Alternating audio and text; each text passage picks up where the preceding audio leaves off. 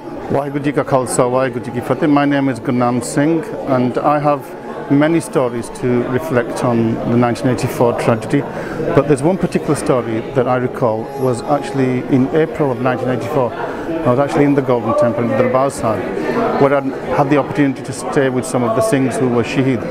There was one young lad, he must have been about 17 years old, and he came up to me and he said, "Baji, can I borrow some money?" And I said, "What do you need the money for?" He says, "My slippers, they were all broken. I want to buy some new slippers." So I said, "Yes, of course I can lend you the money." I gave him 100 rupees, and he took the money and he went to the bazaar.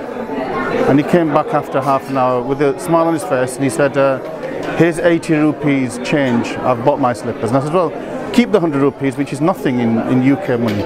He said, "No, I don't need the money." And I said, "Why?" He said, "Well, I just needed some shoes, and I've got those. I get the langar from the Gurdwara, and I don't know whether I'm going to be living tomorrow or the day after." And tragically, he actually was made shaheed 3 days after I met him.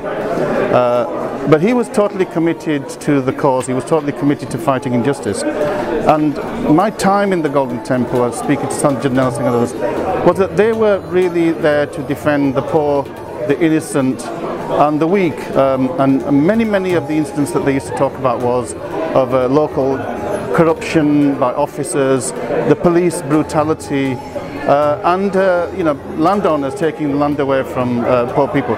So that was basically what motivated them, and that was what motivated the Singhs. And so my story is of recollecting people who were fighting for justice, human rights, and they were not terrorists, they were not extremists, and they were not religious zealots, which is the propaganda that was put out there. This is my first-hand experience. Waheguru Ji Ka Khalsa, Waheguru Ji Ki Fateh. Vaheguru, Vaheguru, Vaheguru.